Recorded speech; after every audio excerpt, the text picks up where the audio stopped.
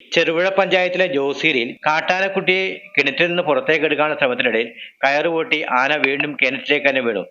ഇന്ന് രാവിലെ മുതലാണ് കാട്ടാനക്കുട്ടിയുടെ ജഡമെടുക്കാൻ വനംവകുപ്പും ഫയർഫോഴ്സും നാട്ടുകാരും ചേർന്ന് തീവ്രയജ്ഞ പരിപാടി നടത്തിയത്. പുറത്തെത്തിക്കാൻ ഏതാനും മീറ്റർ മാത്രം ദൂരം ബാക്കി നിൽക്കെ കയറുപൊട്ടി ആന കിണറ്റിലേക്ക് വീണത്. ഇന്നലെയാണ് ജോസീരിയിൽ തിരുനെറ്റിക്ക് സമീപം വീട്ടുപറമ്പിലെ കിണറ്റിൽ കാട്ടാനയുടെ മൃതദേഹം കണ്ടെത്തിയത്. കഴിഞ്ഞ ഒരാഴ്ച മുമ്പ് ഈ പ്രദേശത്ത് വ്യാപകമായി കൃഷി നശിപ്പിച്ചിരുന്നു ആനകൾ. ഇതിനിടയിലാണ് കാട്ടാനക്കുട്ടി അബദ്ധത്തിൽ കിണറ്റിൽ വീണതെന്ന് കരുതുന്നു. ഇപ്പോഴും കാട്ടാനക്കുട്ടിയുടെ ജഡമെടുക്കാനുള്ള തീവ്രയജ്ഞ പരിപാടിയിലാണ് വനംവകുപ്പും ഫയർഫോഴ്സും നാട്ടുകാരും ചേർന്ന് നടത്തുന്നത്. ഇത് നിരവധി ആളുകൾ കുടിക്കാൻ ഉപയോഗിക്കുന്ന കിണറ്റിലാണ് ആന വീണ് ചത്തു കിടക്കുന്നത്.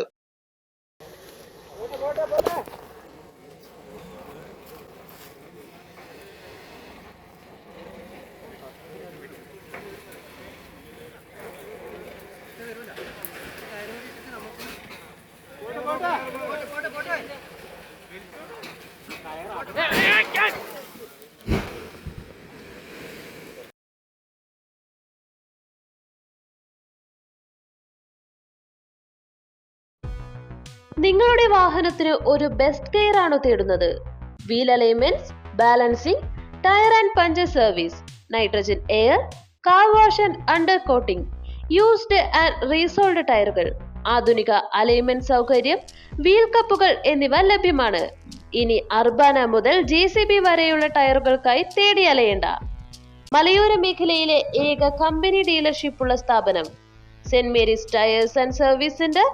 സുരക്ഷിതമായ ഒരു യാത്രയ്ക്ക് നിങ്ങളുടെ വിശ്വസ്ത പങ്കാളി. പുതിയ പാലത്തിന് സമീപം, ചെറുപുഴ.